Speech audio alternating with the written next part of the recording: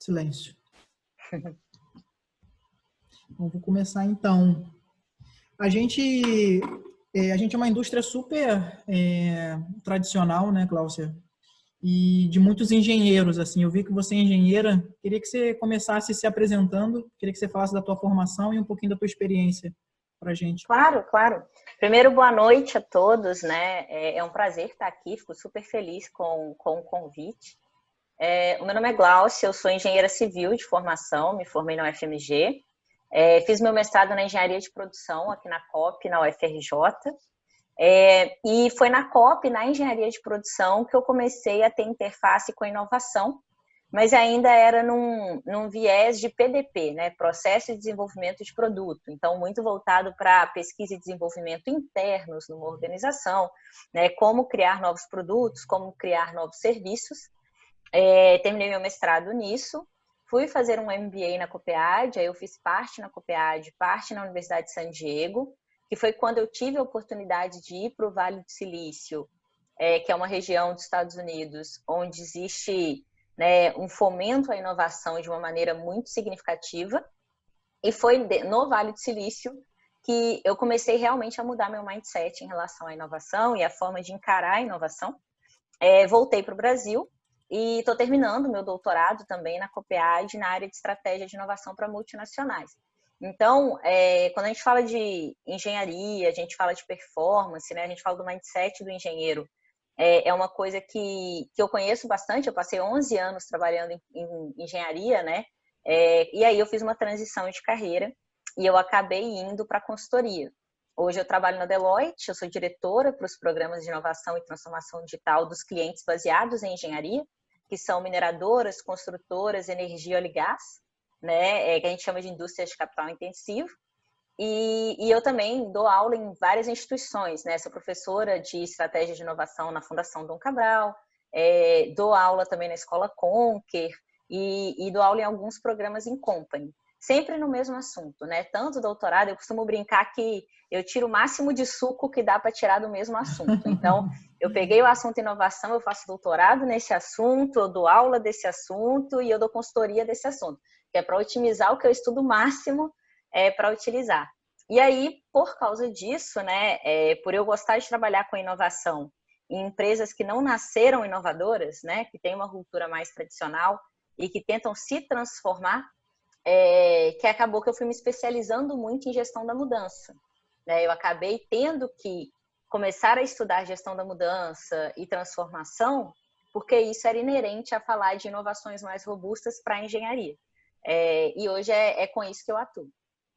Sensacional. Tenho muitas perguntas para você. Vamos lá. Queria começar assim com o básico, né? A gente ouve muito transformação digital, transformação digital. Eu queria que você dissesse para a gente o que é esse negócio de transformação digital. Muito bom. Então, transformação digital, ela pode ser encarada, né, de duas formas. Existe uma maneira de encarar a transformação digital, que é uma maneira mais tecnológica, que aí você vai estar pautado em adotar maneiras digitais de fazer os fluxos acontecerem. Então, eu tenho processos que aconteciam de maneira manual, eu tenho processos que aconteciam monitorados por papel ou por planilhas de uma maneira mais arcaica. E eu vou trazer um tipo de avanço tecnológico a isso, vou trazer algum tipo de inteligência para isso, né? Mas o principal da transformação digital não é essa parte, né? Essa parte é um meio. O principal, quando a gente fala de organizações que já existem, transformação digital é muito mais gente do que tecnologia. É muito mais mudança de mindset, mudança na forma de entender problemas, mudança na forma de resolver problemas, mudança no modelo de liderança do que a tecnologia em si. A tecnologia é a parte mais fácil, porque tecnologia, ela é garbage in, garbage out, né? Se eu coloco porcaria dentro, sai porcaria também. Então, eu preciso ter todo um ambiente propício para essas coisas fazerem sentido, para essas coisas gerarem resultado, e aí eu posso falar de horizontes diferentes de resultado, de tipos diferentes de inovação, acho que a gente vai falar um pouco disso aqui também, mas elas precisam garantir essa mudança de cultura. Né? Não existe inovação de maneira sustentável se eu não tenho uma cultura que fomente isso. Eu posso ter algumas iniciativas inovadoras que dão resultado, Mas para eu falar que eu faço inovação de maneira intencional, de maneira sistêmica, eu preciso ter uma cultura que suporte isso, eu preciso ter um ambiente organizacional que suporte isso. Você já está respondendo um monte de coisa aqui. Eu vou pedir para você, você falou que tem muita mudança em cultura e pessoas, né? É basicamente uma mudança no perfil da liderança, uma mudança de mindset das pessoas. Queria que você falasse um pouquinho de quais são essas habilidades que são mais transformadas quando a gente pensa em transformação digital e inovação. Não, ótimo. Então, eu posso só fazer um parêntese primeiro de alguns conceitos que ajudam, né? Uhum. Para a gente entender isso. Quando a gente fala de inovação, existem 3 horizontes para a inovação acontecer. O primeiro horizonte, que a gente chama de inovação core, é quando eu melhoro coisas que eu já faço para quem eu já vendo, né? Mercados que eu já atendo, clientes que eu já atendo. Então, se eu tenho um programa de excelência operacional, se eu tenho um programa de melhoria contínua, todos esses programas podem ser chamados de inovação core. São programas que vão garantir que eu vou fazer melhor o que eu já faço.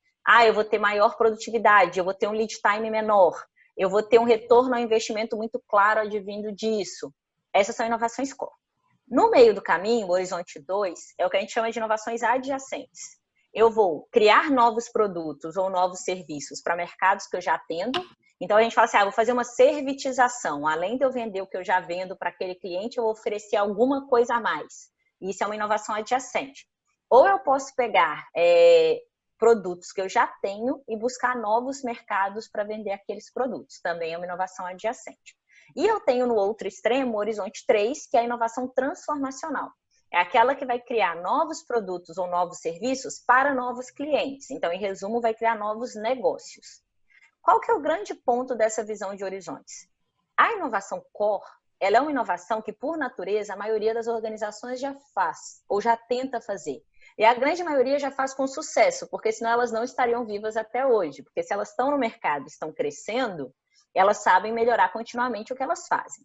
E essa é uma inovação que ela é muito bem vista pelo mindset do engenheiro. Por quê? Nós somos quantitativos, nós gostamos de coisas palpáveis, nós gostamos de resultados tangíveis, de curto prazo de preferência, que sejam completamente mensuráveis. E é muito a característica desse tipo de inovação. A inovação core é aquela que te faz sobreviver no curto prazo. É aquela que te faz garantir que você está gerando resultados agora.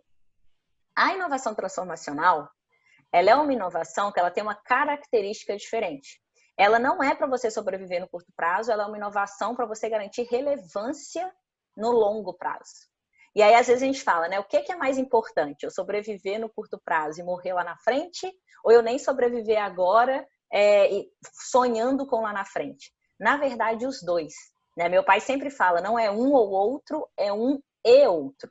Você precisa ter um portfólio de investimentos em inovação que você consiga conciliar resultados de curto prazo incrementais com relevância de longo prazo de modelo de negócios. Porque senão você pode ficar muito bom em fazer uma coisa que não faz mais sentido. E você ser muito bom numa coisa que não faz mais sentido, que ninguém quer mais comprar, é ser muito bom numa coisa que não vai dar resultado do mesmo jeito. Então, por isso que você precisa ter os dois. E aí, quando a gente fala da robustez dessas soluções, existe um livro que chama Os 10 Tipos de Inovação, que é um livro do Larry Kiley, que basicamente ele analisou anos e anos e anos de inovações, e ele falou o seguinte, essas inovações, elas podem ser divididas em 10 tipos, mas principalmente em 3 blocos, que são 3 blocos de mindset, tá? O primeiro bloco, que é o bloco central, é o mindset da oferta, é o mindset do engenheiro. Engenheiro liga inovação à performance. Então, como eu crio alguma coisa que tem uma performance melhor? Como eu faço um material que tem uma performance melhor? Como eu faço um produto que tem uma performance melhor? Os tipos de inovação ligados ao mindset da engenharia são esses. Quando eu falo de mindset da administração, eu vou estar falando de inovações que são mais voltadas a canais, que são mais voltadas a modelos de lucratividade, que são mais voltadas a mercado. E eu tenho um terceiro bloco, que é o do design, que são inovações voltadas à interface com o cliente, usuários, etc. Qual que é a grande sacada de analisar esses tipos de inovação? Quanto mais tipos de inovação desses 10 uma solução tem, mais poder de ser transformacional ela tem. Então, mais poder ela tem de romper a maneira como um negócio acontece.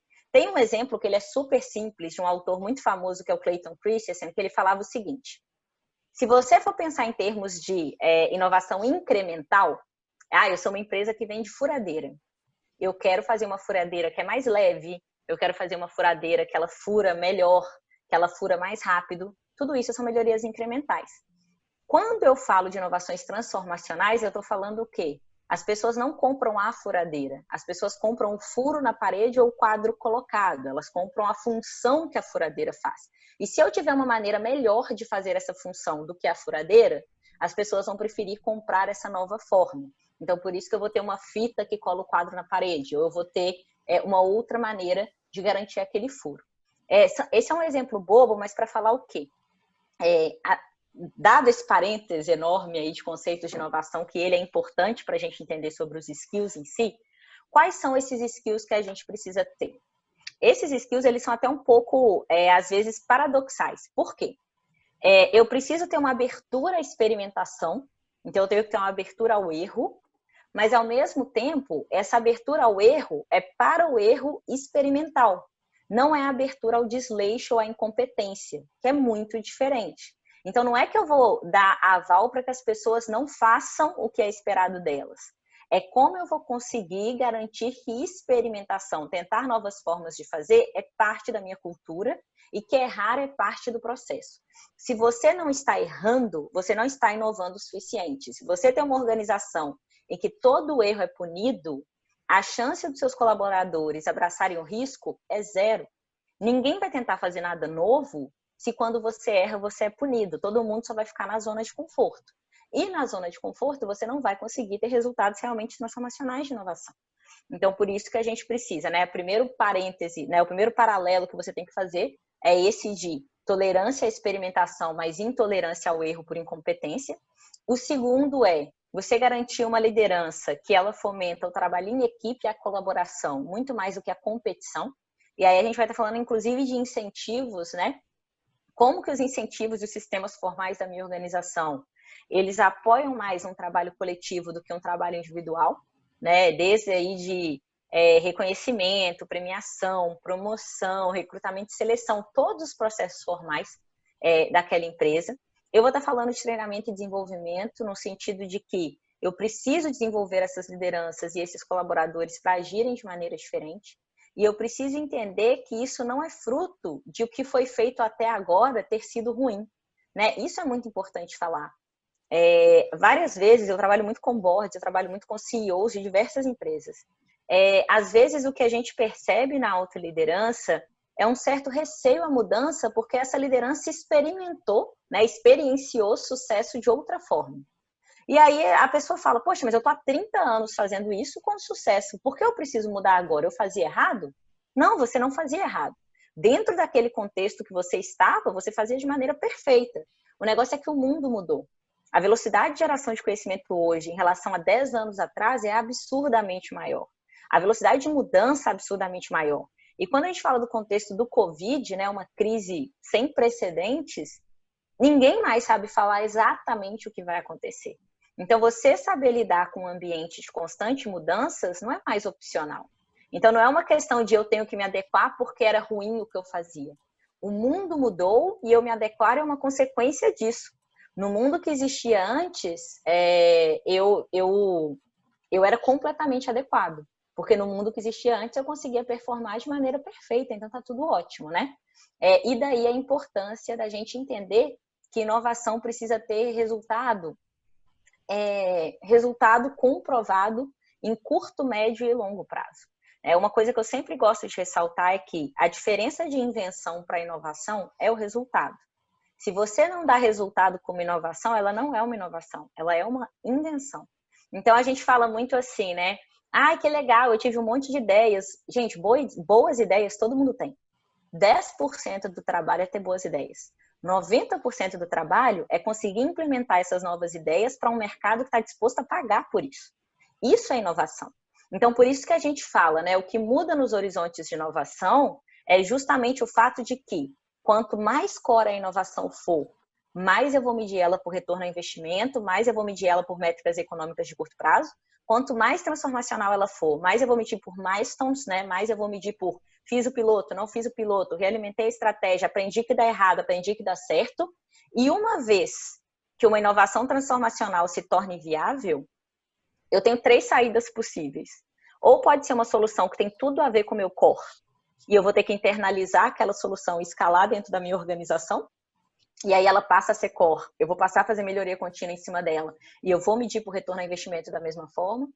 Ou ela pode ser uma saída que não tem nada a ver com a minha parte core da organização, e aí nesse caso eu vou spin-offar e criar uma nova empresa para fazer aquilo, que eventualmente pode até matar a minha empresa mãe, inclusive, ou pode ser uma coisa que deu errado, e eu aprendi com aquilo.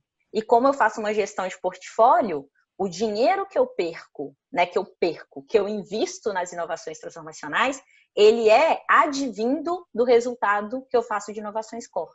Então, por isso que isso é sistêmico e dinâmico. E fazer de maneira acidental não é a melhor prática. É como, ao invés de eu ter um monte de iniciativas desconexas, eu penso em inovação com o conceito de portfólio para garantir que ela me gera crescimento de curto prazo, mas crescimento de longo prazo. E que essas iniciativas têm métricas diferentes e formas diferentes de serem geridas, né? Eu falo muito, tem que me dar as contas. Não, você já passou aqui, eu até botei ali, brinquei, falei, acabaram minhas perguntas, né? Passou por várias perguntas que eu tinha listado aqui, Desculpa. mas eu acho ótimo, não. Acho ótimo, você já vai respondendo. O que eu queria que você explorasse um pouquinho? Está acontecendo um movimento super interessante, muito na linha de adoção de tecnologia em função da pandemia.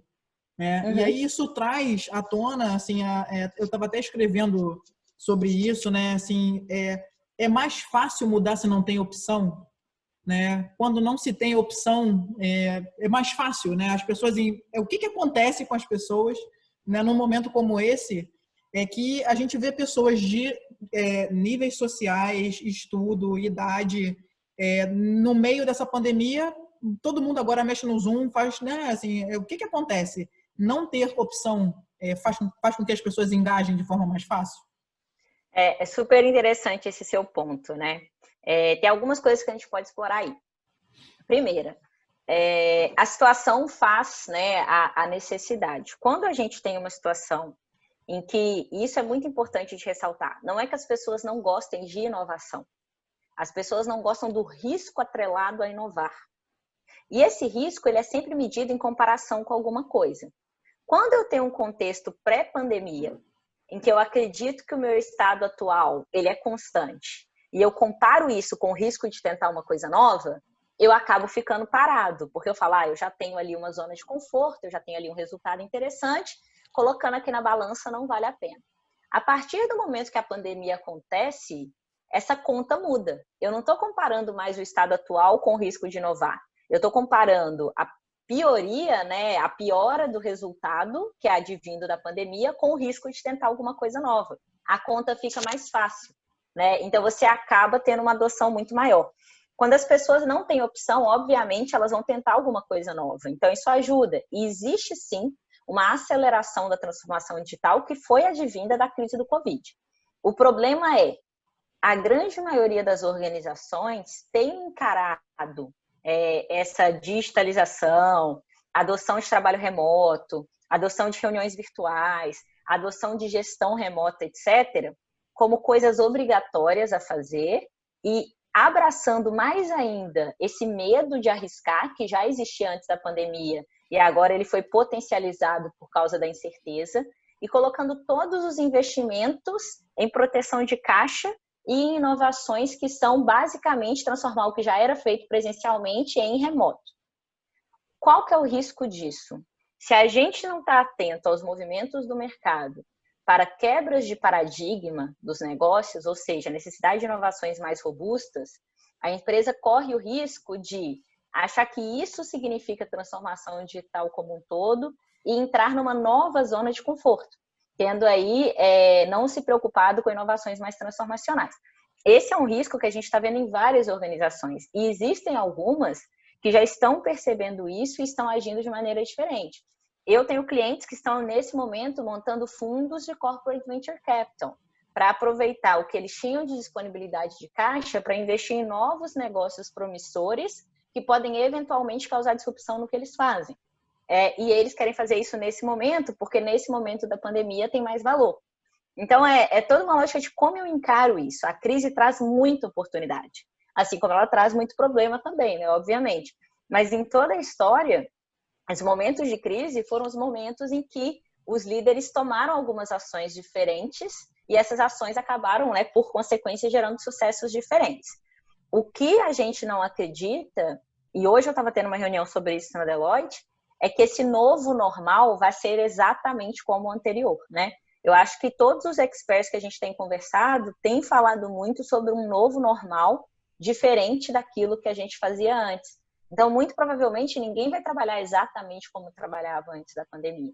Agora, cabe a cada organização rever a sua estratégia, entender o que está acontecendo no mundo, tentar traçar alguns cenários para as coisas que você não sabe ainda, né? Que você ainda não tem visibilidade suficiente do que vai acontecer, e começar a colocar alguns early warnings, né? Alguns pontos de atenção de início, para que quando aconteça, você possa se direcionar ou mudar mais rápido. Ter flexibilidade nunca foi tão importante quanto agora, né? A gente está num momento em que você não pode se apaixonar pelo que você vende de jeito nenhum. Você tem que se apaixonar pelo problema que você resolve, porque a forma de resolver um problema, podem ser várias formas para resolver um mesmo problema. E se você se apaixona pela solução que você dá e não pelo problema que você resolve, a chance de você ficar obsoleto numa crise é muito maior, né? Sensacional. Eu queria que você explorar. Tem uma coisa que eu acho interessante, assim, que às vezes as pessoas acham que inovação é só um lampejo de criatividade, né? Que não tem nenhuma estrutura ou técnica ou suor por trás, né? Você está caminhando pela rua e vem e aí inovou, né? Queria que você explorasse um pouco o processo de inovação, né? E o quão técnico isso é. Perfeito. Na verdade, é o contrário, né? Eu fui uma iludida. Quando eu comecei a trabalhar com inovação, eu tinha essa ilusão de que ia ser só post-it colorido, puff, né? Diversão, roupa colorida, enfim. E ao contrário, eu não conheço uma inovação de sucesso que não foi muito difícil de implementar, né? Como eu estava dizendo. E justamente por inovação ser um processo de risco, inerentemente de risco, que você precisa de um processo para gerir isso. Porque quando você está lidando com uma coisa que ela envolve risco por si, é mais importante ainda você ter uma maneira estruturada de lidar com ela. Então, quando a gente fala e isso é muito importante separar, fazer inovação numa startup é muito diferente de fazer inovação numa corporação. Quando eu estou falando de uma startup, eu tenho muita flexibilidade, eu tenho poucos processos e eu posso mudar, né? Eu posso pivotar ao longo do caminho. Quando eu estou falando de uma empresa, a empresa ela tem uma marca atrelada, ela tem um valor de mercado atrelado, ela tem um risco institucional atrelado, e ela é um transatlântico. Então, eu não consigo simplesmente virar ela para todo lado e mudar ela inteira o tempo inteiro. Ela tem uma inércia inerente ao tamanho que esse organismo tem. E aí, o que a gente faz é o seguinte, a gente tem um sistema, né, de gestão da inovação. E o que esse sistema faz é garantir o quê? Que as ideias, desde da ideação mesmo, elas são acompanhadas e geridas até virar impacto econômico. Em todos os horizontes de inovação, garantindo que eu tenha um portfólio que seja equilibrado, mas também que eu tenha uma maneira clara de matar ideias que não estão performando, de gerar novas ideias quando eu estou com um pipeline que não é saudável, de garantir que as pessoas tenham canais para trazer essas ideias e para entregar esse valor, e que eu tenha métricas claras para conseguir mostrar esse valor, né? Inclusive, na parte de funding. A gente fala que a função inovação corporativa ela é composta por 12 itens, né? Divididos em 4 blocos. O primeiro bloco é o bloco da estratégia. Se você não sabe para onde vai, todo caminho é caminho. Então, não é inovar, Deus dará. Eu vou fazer um aplicativo. Por quê? Porque eu quero. Não. Quais são as áreas que eu quero inovar? E a estratégia da inovação, ela tem que ser alavanca para a estratégia do negócio. Não é, o negócio faz a estratégia dele focado na operação e a inovação é essa galera fluffy colorida que fica aqui sendo sustentada pela operação. Não é isso. Como dentro da minha estratégia de negócio, a inovação é uma alavanca para eu conseguir chegar lá. Ela tem que ser parte integrante, ela tem que dar resultado para alavancar o negócio, senão não faz sentido, não é inovação. Beleza, eu tenho uma estratégia de inovação clara, que a gente chama de ambição de inovação, que é o primeiro bloco. Eu tenho que ter uma governança para a inovação, que eu vou falar do portfólio de investimentos em inovação, eu vou falar do financiamento, né? O funding não precisa ser só meu. Hoje eu tenho N instituições de fomento no Brasil que podem te ajudar a inovar, que podem tanto patrocinar quanto te dar capital a um custo muito mais barato do que você pegar num banco, por exemplo, quanto reembolso, né? Dependendo de benefícios fiscais, de acordo com o tipo de inovação que você está fazendo. E como que eu faço a gestão dessa governança? Quais são as métricas que eu utilizo para essa governança? O terceiro bloco é o bloco do processo em si de implementação das iniciativas, que se fossem 5 anos atrás, a gente já está falando de um P&D robusto interno. Hoje a gente fala muito do uso de métodos ágeis. Daqui a um tempo a gente vai falar de outros métodos, porque é sempre assim, né? Esse bloco muda muito. Mas a ideia de como eu faço mínimos produtos e verifico a viabilidade, e eu escalo aqueles que foram viáveis, aqueles que para minha realidade funcionaram. E eu tenho um último bloco, que é o bloco do fomento, que é o bloco que cria a sustentação para tudo isso acontecer, que é onde eu vou falar de ferramentas para gerir todas essas iniciativas, é onde eu vou falar de gestão de pessoas, né, recrutamento, seleção, promoção, tarará, toda a parte de gestão de talentos. É quando eu vou falar de liderança, né, quais são os comportamentos da liderança, qual é a maneira da liderança fomentar isso, e é onde eu vou falar também de métricas e incentivos, as recompensas adequadas para os comportamentos que a empresa espera que as pessoas tenham, e onde eu vou falar de Open Innovation, né? Como eu tenho humildade suficiente de entender que o mundo é muito maior do que a minha empresa e que muito provavelmente tem uma ideia melhor do que a minha no mundo. E como eu me conecto com esse mundo para buscar essas ideias para eu não ter que ser aqui o salvador da pátria sozinho, né? Como que eu consigo trazer de fora ideias que podem somar muito mais do que eu conseguiria fazer sozinho. É isso, assim, em termos de processo. É possível, você está falando de processo, né? E aí é possível ter uma convivência entre perfis vou radicalizar, assim, né? Inovações core e inovações transformacionais num mesmo ambiente, né? Elas convivem. Essas pessoas têm condição de estarem juntas, né? Elas convivem, só que na estrutura organizacional é muito difícil ser no mesmo lugar. Por que eu falo isso? Via de regra, inovação core, o ideal é que ela seja feita de maneira descentralizada.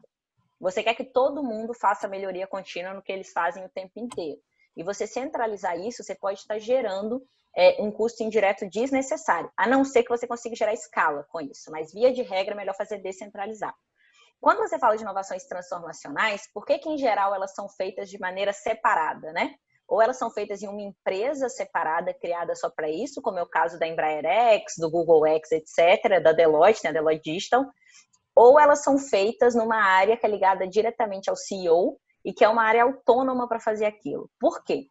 Porque, primeiro, essa área não pode ter cobranças de resultado econômico de curto prazo como o resto da organização tem, porque isso pode matar as inovações transformacionais. Segundo, essa área pode eventualmente descobrir alguma coisa que mata o que eu faço. Então, eu preciso entender isso, eu preciso respeitar isso e começar a fomentar isso antes que o mercado faça. Então, como eu consigo, se eu precisar spin-offar isso, ter flexibilidade para poder spin-offar. Então, via de regra, a inovação transformacional, e por ela ter poucas iniciativas, porque ela é um investimento de risco maior, você tem que escolher bem quais são essas poucas iniciativas que você vai apostar o seu dinheiro nelas, e como você vai gerir aquilo. Então, você não quer que todo mundo faça isso, porque é muito estratégico, é muito escolhido. São poucas iniciativas com fronteira muito clara. Para a core, quanto mais iniciativas, melhor, porque o risco dela é muito baixo, né? E aí, de novo, por que então eu vou fazer a transformacional?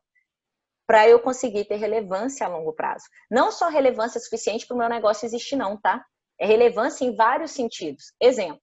É muito difícil você conseguir novos talentos para trabalhar em empresas que não têm nenhuma iniciativa de inovação transformacional hoje em dia.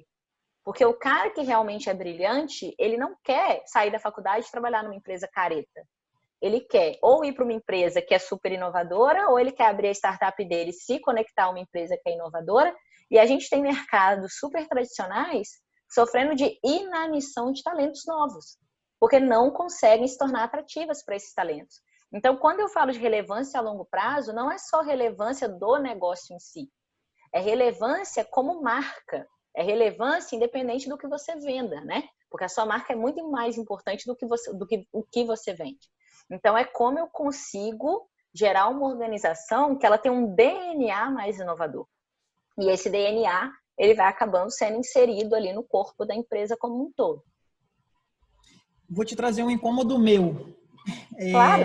A gente tem modelo de gestão tradicional, né, de desdobramento de metas. Uhum, E aí eu tenho pesquisado esse assunto já tem um tempo, né, e é difícil encontrar um modelo que dê conta do tradicional com o transformacional, né? Como é que eu não inibo inovação num modelo tradicional e da mesma forma como eu faço isso conviver com o meu dia a dia, né?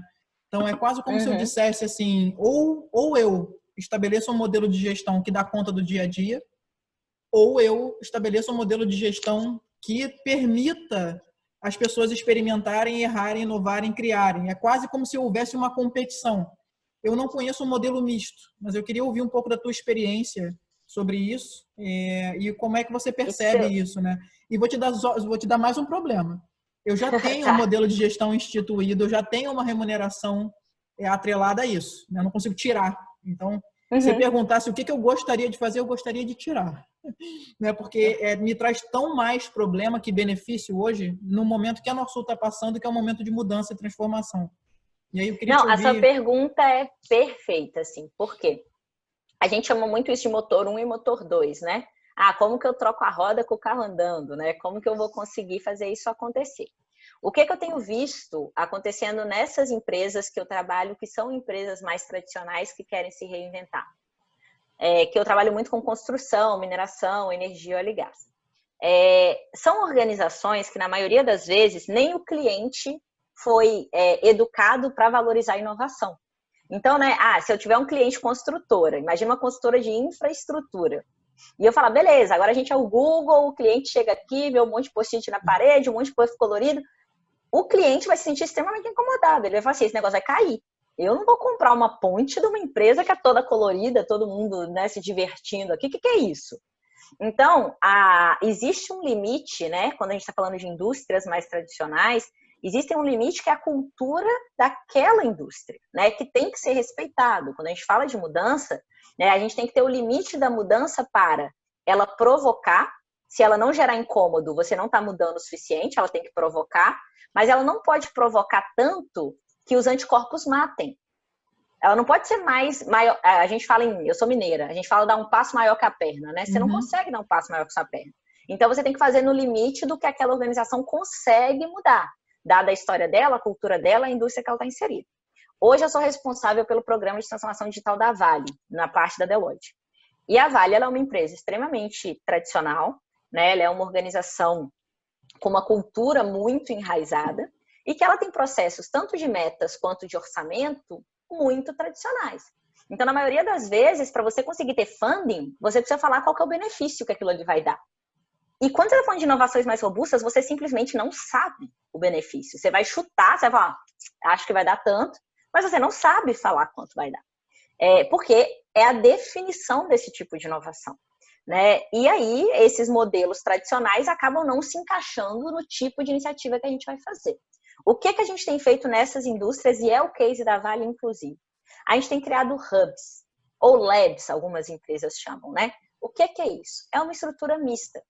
Eu continuo tendo a hierarquia, porque ela é importante para o cliente, ela passa credibilidade para esse tipo de cliente, ela passa um mindset que é um mindset da indústria, então não adianta eu mudar para uma estrutura orgânica de uma vez.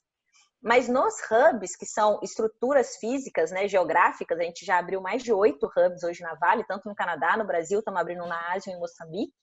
São locais físicos onde problemas que são problemas sistêmicos para a organização são priorizados. A gente tem um problem lake, né, tem um lago de problemas.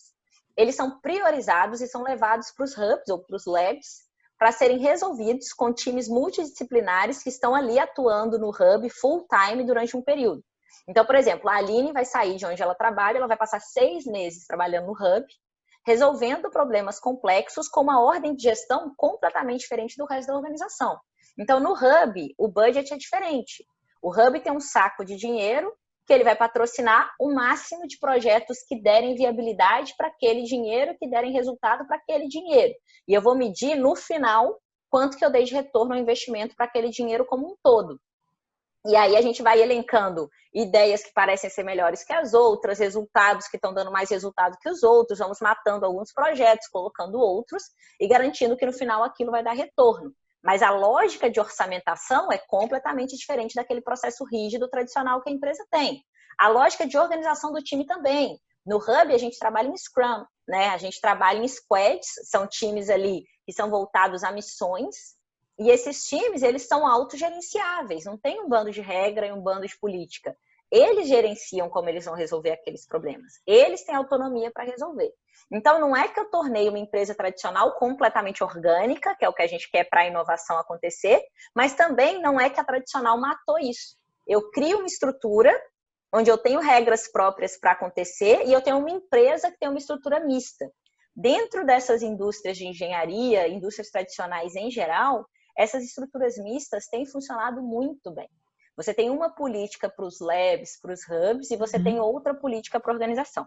O que você precisa tomar muito cuidado é para as pessoas não sentirem que um vale mais do que o outro. Então, eu não posso sentir assim, eu que estou aqui tocando a operação, eu tenho menos valor que o cara que está lá no hub. Os dois são muito importantes, né? E nem o cara do hub pode sentir que ele vale menos. Eu vim para cá porque não tinha escopo para mim, me tacaram aqui nesse negócio. Não, eu tenho que entender que passar pelo hub é um processo. E por isso que a gente não deixa as pessoas 3, 4 anos no hub. Você vai para o hub, você passa 6 meses lá, depois você vai para outra área, né? Você volta para sua área, outra pessoa vem para o hub. E isso vai mudando o mindset da organização aos poucos, né? E vai ajudando a garantir que isso exista. São processos lentos, são processos, né, toda mudança cultural ela é lenta. Não adianta achar que a gente em um ano vai virar outra organização, não vai. Mas o negócio se a gente não começar hoje, daqui a um ano a gente vai se arrepender de não ter começado. Então é como a gente dá o primeiro passo, um passo de cada vez, com consistência, mostrando resultado, criando credibilidade para a gente dar o próximo passo. E aí sempre gerando estresse, né? Gerando provocação que faz crescer, mas não gerando um estresse além da conta para que a organização não consiga assimilar aquilo, né? É nesse meio do caminho que a gente sempre tem que estar definindo a régua, sabe? Nossa, adorei. Eu vou pedir para você falar sobre um último conceito e aí eu vou começar a ler as perguntas que chegaram aqui, tá? Tá, já. Queria que você falasse um pouquinho sobre mundo exponencial e empresas exponenciais, né? Que a gente ficou ouvindo falar. Toda vez que fala de transformação digital e inovação, vem isso junto. E eu queria que você falasse um pouquinho como uma empresa tradicional pode aproveitar os benefícios desse conceito. Perfeito. Existe um livro chamado Organizações Exponenciais, que ele é do Salim Ismail. É um livro que eu fico bem tranquila de falar, porque o Salim, ele é sócio do meu marido, então, assim, é muito de boa falar desse assunto. Que o livro faz o quê? O Salim estudou instituições que, por meio da utilização de tecnologias exponenciais, quebraram paradigmas de negócios. O que eu quero dizer com isso, né?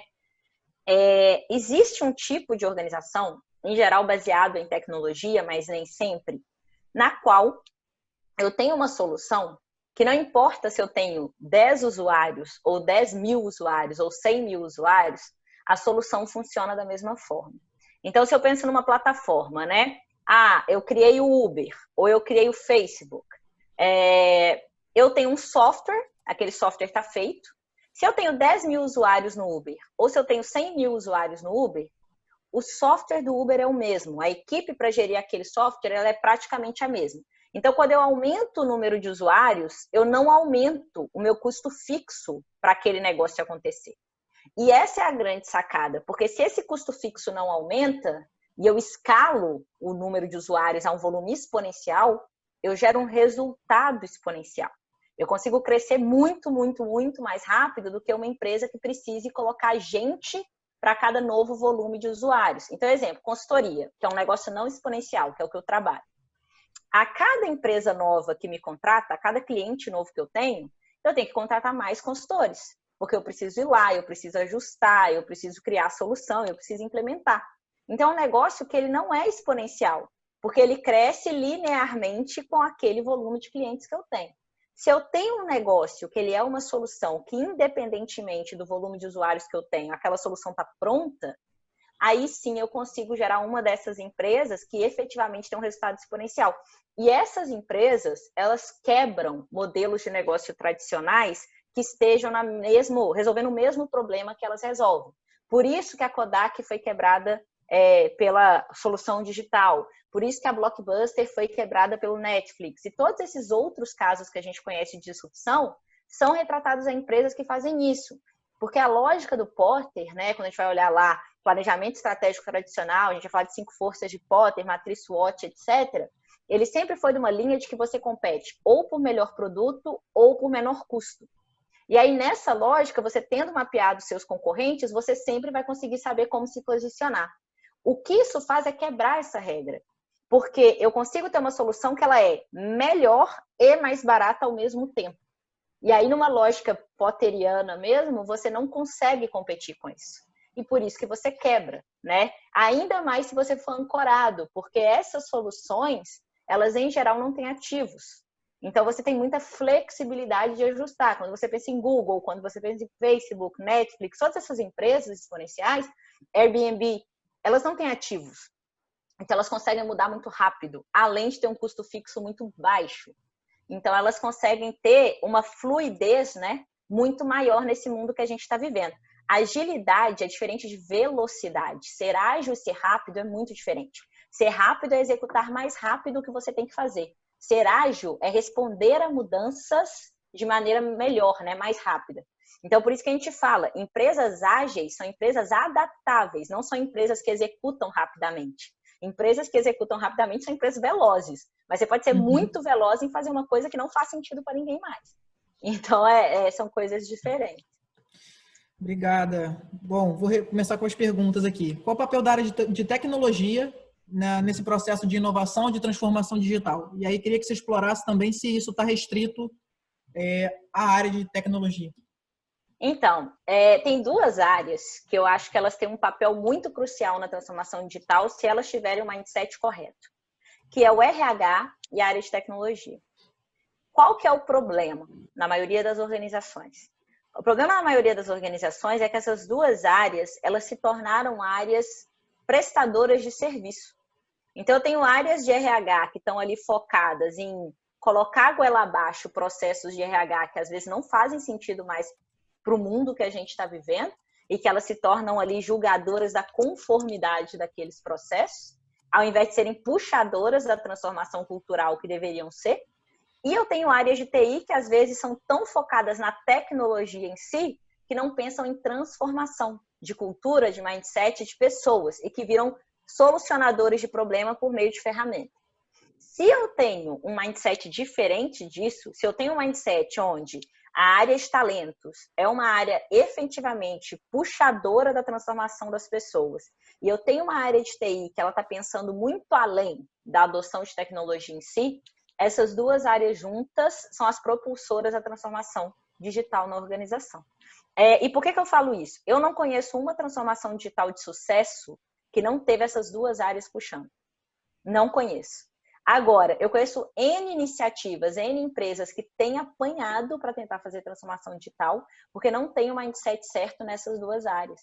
Então, por isso que o papel do TI é crucial, se o TI tiver o mindset correto. Mas também pode ser quem joga completamente contra, se tiver um mindset muito pautado só na tecnologia em si. Perfeito. Tem uma pergunta de marítimo aqui. A comunidade marítima, as pessoas, né, são muito tradicionais. Como é que a gente quebra o conflito dessa comunidade e a inovação tecnológica que está em constante e rápida transformação? Então, gente, aí tem algumas coisas, né? Vamos lá para dicas práticas. Tem uma coisa que que vocês podem usar, tanto eu vou falar um pouco de PNL, mas eu vou falar principalmente da inovação em si. Se você mostrar resultado, as pessoas não vão jogar contra, né? Principalmente resultado de curto prazo. A gente precisa ter quick wins, né? A gente precisa ter ganhos rápidos. Se você não tiver alçada para fazer inovação na organização como um todo, pega coisas que você já faz e tenta dentro do seu time, na alçada que você tem, criar formas diferentes de fazer e começa a comunicar isso para as pessoas como inovação e começa a ganhar mais pessoas para fazer isso. Né? Eu conheço organizações que as pessoas compraram aquele livro do Design Sprint, que é um livro, ele é bem baratinho, e que ele tem um manual para você, em uma semana, prototipar soluções. E que os próprios líderes fizeram workshops com seus times de Design Sprint para redefinir muitas coisas que a área fazia E que isso virou vitrine para gerar convencimento para pessoas super tradicionais na organização. Porque elas falaram, olha, deu mais resultado de outra forma. E você mostra quanto custava antes, quanto custa agora. Quantas horas levava antes, quantas horas leva agora. E a partir do momento que essa inovação incremental ela começa a ser chamada de inovação e ela começa a gerar ganhos consistentes que são reportados, você pode, a partir desses ganhos, reinvestir parte deles em inovações mais robustas. Né? Tem que ser um passinho de cada vez. Não adianta eu pedir, me dá um funding para eu fazer um negócio completamente transformacional se as pessoas nem sabem o que é inovação, nunca viram inovação dessa forma, nunca foi chamado dessa forma para elas. Então, começar em passos pequenos, gerando convencimento, comunicando bem, é maravilhoso. Agora, na prática, se você vai lidar com uma pessoa muito, muito, muito resistente, uma coisa que você pode fazer, que é de programação neurolinguística, que é uma manipulação do bem, tá, gente? É o seguinte, o ser humano, ele nunca joga contra a autoimagem dele. Nunca. Isso é uma coisa completamente natural pra gente. Então, se você observa aquela pessoa que é muito resistente, você vê os traços dela e você entende essa pessoa, você vai pegar traços que para aquela pessoa são importantes e usá-los como base para convencer. Então, por exemplo, se eu tenho uma pessoa na minha equipe, vou dar um exemplo bem besta, tá?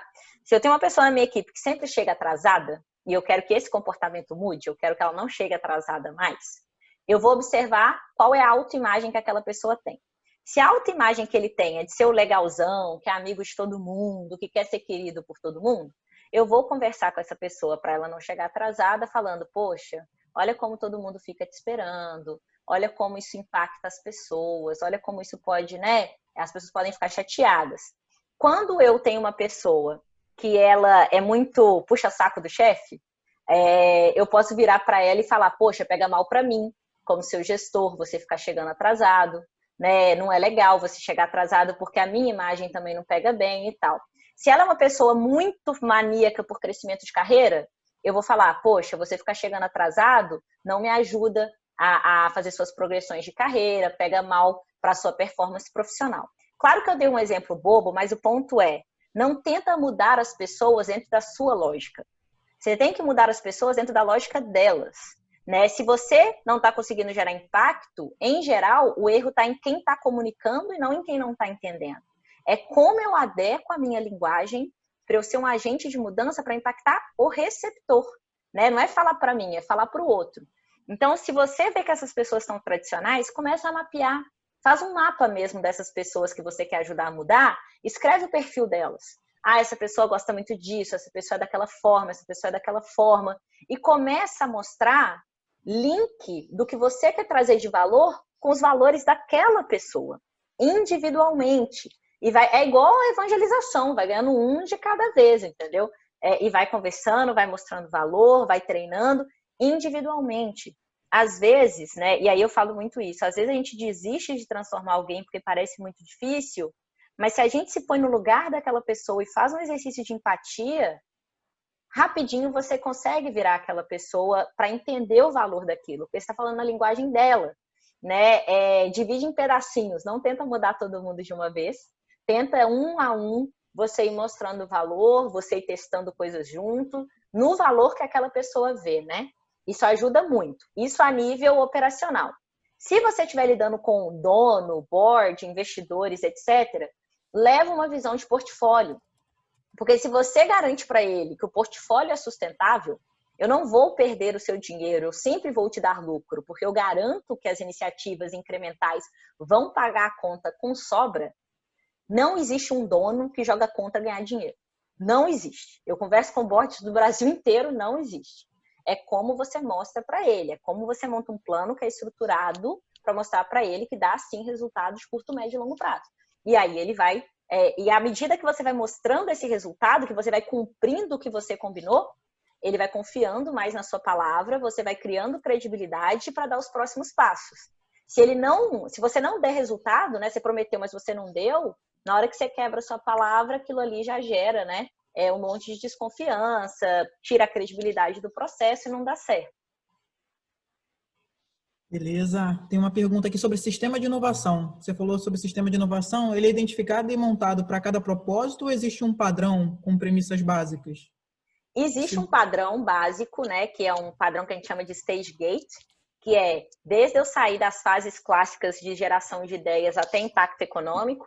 Então, eu vou ter ideação, eu vou ter avaliação dessas ideias, geração de protótipos, eu vou experimentar esses protótipos, avaliar e ver o que é escalável, escalar até gerar o resultado econômico, né?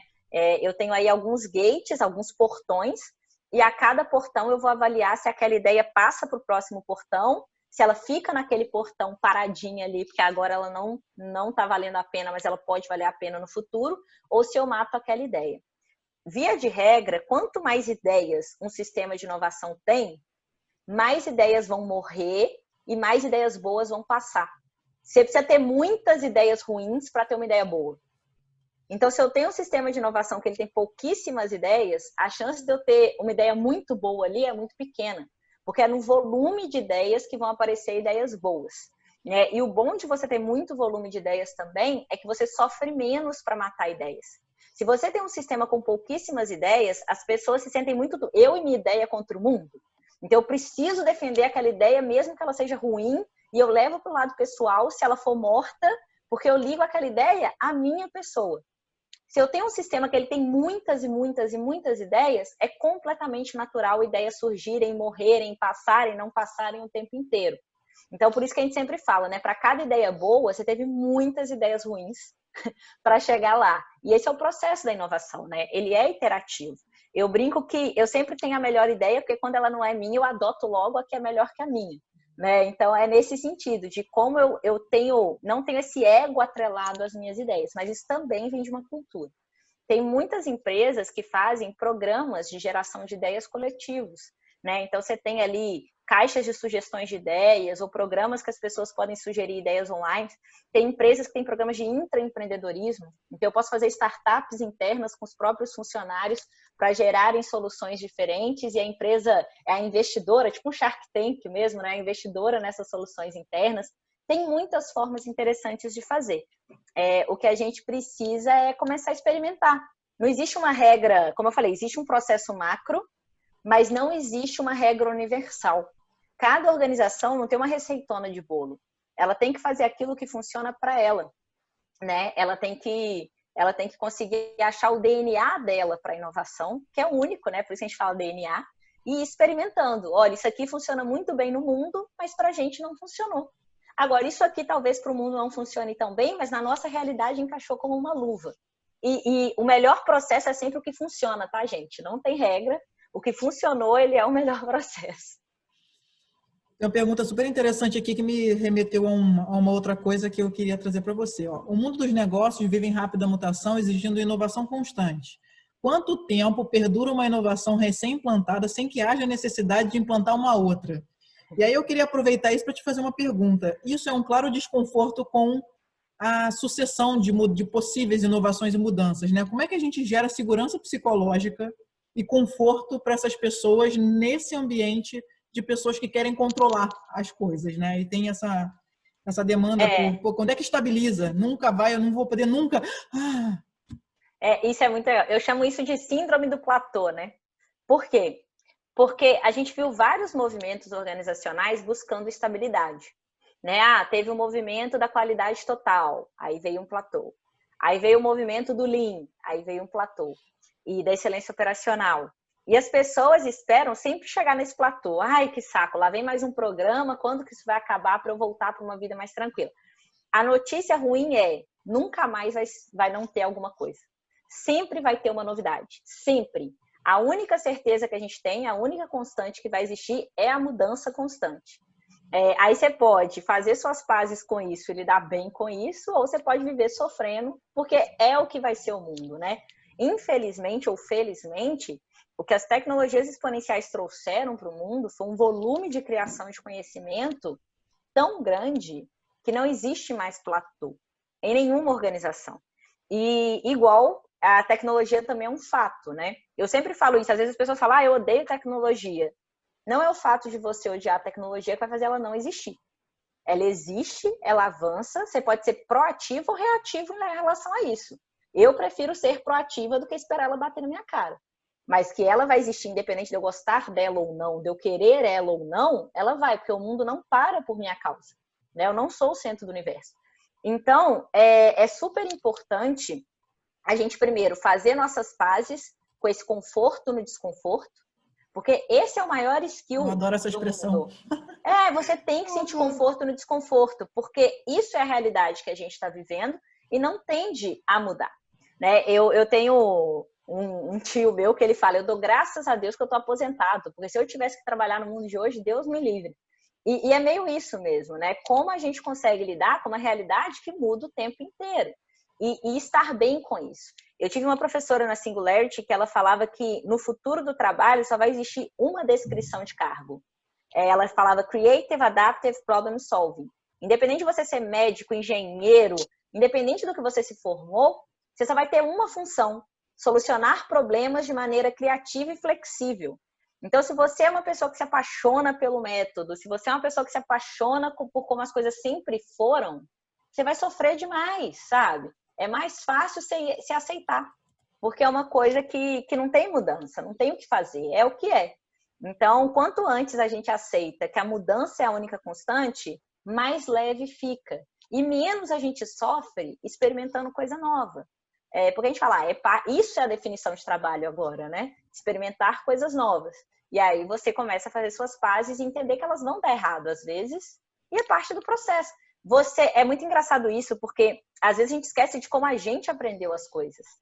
A aprendizagem é um método completamente interativo e inovador por natureza. Ninguém nasceu sabendo andar. Você levantava, caía, até que uma hora se aprende. Ninguém nasceu aprendendo a ler, ninguém nasceu sabendo matemática. É na tentativa e erro que você constrói conhecimento.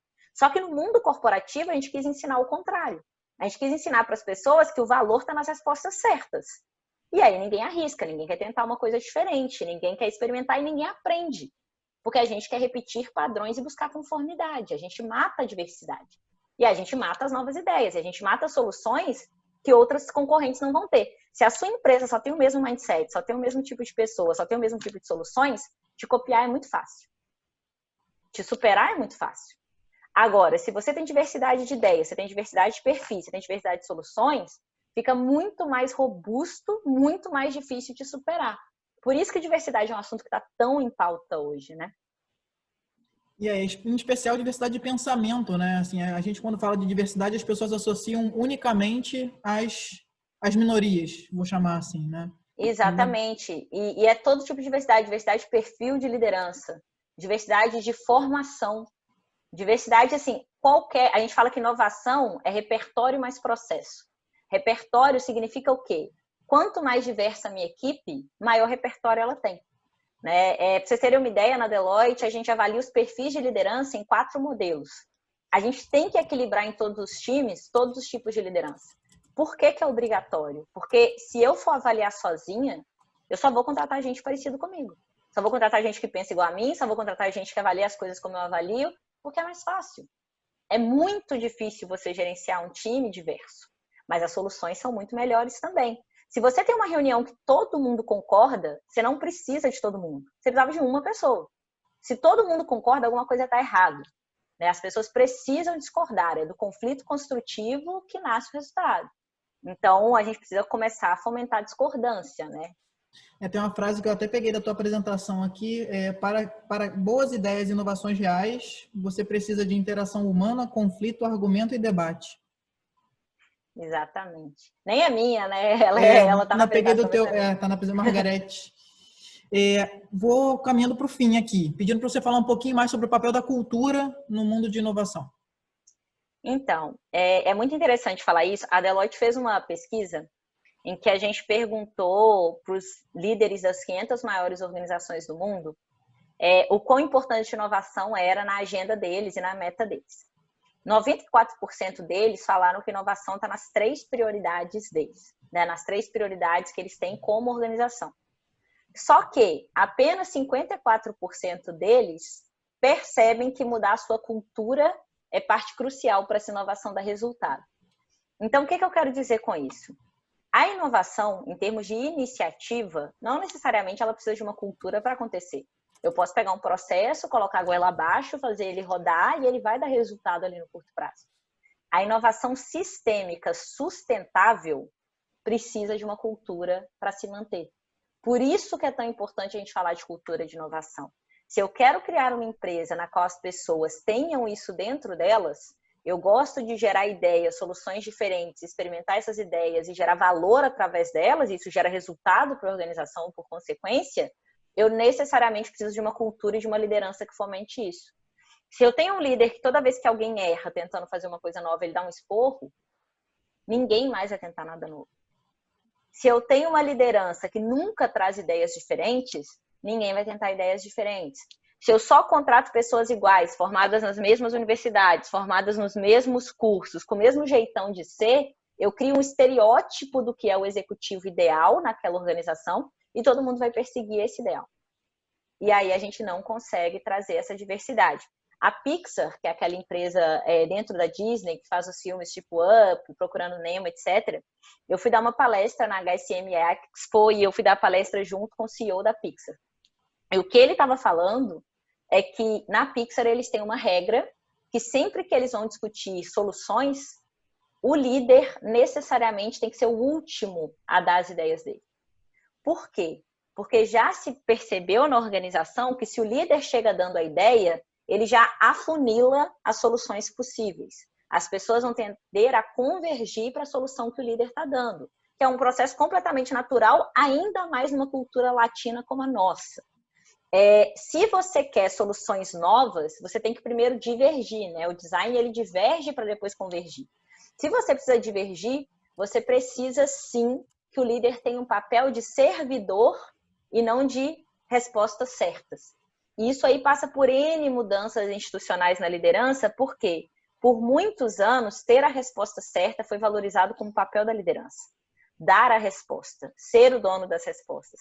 E quando você fala de empoderar a ponta e de o dono ser muito mais o líder ser muito mais um facilitador do que uma pessoa que responde, isso é incômodo para um modelo de liderança tradicional.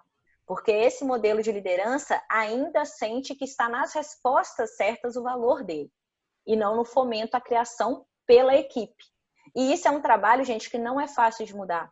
Eu trabalho muito com Agile Coaches, que são pessoas que acompanham os líderes para ajudá-los a dar mentoria e feedback diário para que eles possam mudar. É igual um personal trainer, né? Só que é um personal trainer para comportamentos de inovação, que ajuda o líder a entender onde ele está falhando em criar uma cultura que não é de inovação. A gente fala que para criar uma cultura de inovação, transformar uma cultura para inovação, a gente tem 4 pilares principais, né? O primeiro pilar, tem que fazer sentido para as pessoas, a nível pessoal. Então não adianta eu falar que eu tenho que mudar porque eu tenho que mudar. Eu preciso mostrar por que a mudança é necessária. O que está acontecendo no mundo, o que está acontecendo na minha empresa, por que eu preciso mudar. Porque se não tiver claro o porquê, se ele não for claro para todo mundo, ninguém vai mudar. Então, primeira coisa, por que a gente precisa mudar? Isso não pode ter dúvida. Segunda coisa, treinamento e desenvolvimento. Se eu não ensino para as pessoas como atuar de maneira diferente, eu não posso cobrar delas que atuem de forma diferente. Então, eu preciso capacitá-las, né? E inovação, assim como qualquer outro assunto, tem sim conteúdo para ser capacitado, né? Poxa, eu fiz doutorado nisso, eu estudei anos para falar disso, porque tem muito conteúdo. Eu tinha o que ler sobre isso durante muito tempo. Terceiro, você precisa de exemplo da liderança. Então, a liderança está disposta a fazer um ato de humildade, de aceitar que ela precisa mudar, isso ganha muitas pessoas na transformação. E as pessoas vão, por mais que o líder não seja perfeito, por mais que o líder não mude da noite para o dia, o ato consciente dele comunicar que ele quer mudar já gera engajamento na equipe, já gera empatia na equipe e vontade de dar a mão para ele e ajudar a transformar aquilo ali. Porque ele se torna humano. Eu sempre falo isso, ninguém quer trabalhar para o super-homem é um saco. A gente quer trabalhar para uma pessoa, a gente quer trabalhar para um ser humano, a gente quer trabalhar para alguém que tem defeitos, que tem problemas e que a gente sente empatia com aqueles problemas e a gente quer ajudar a resolver aqueles problemas, né? E o último são os mecanismos formais. Eu preciso que os sistemas da empresa, sistema de produção, sistema de gestão, sistema de pessoas, eles sejam alinhados ao que a empresa diz que ela quer que as pessoas façam. Se eu falo que eu quero ser uma empresa inovadora, mas eu só recompenso quem não tem nenhuma atitude inovadora, o discurso é diferente da prática. E isso gera baixo engajamento. Essas 4 são as 4 principais alavancas para uma transformação organizacional. E eu preciso que as 4 coexistam se eu quero uma transformação sustentável. Por isso que sempre que a gente vai pensar em um programa de transformação, a gente passa por essas 4 alavancas para gerar ações práticas para as 4. E aí a gente vai, aos poucos, né, gerando esses resultados. Glaucia, tá chegando aqui um mundo de elogios. O Ai, que pessoal bom, adorou. gente. Estão realmente assim super bem impressionados aí com o conteúdo.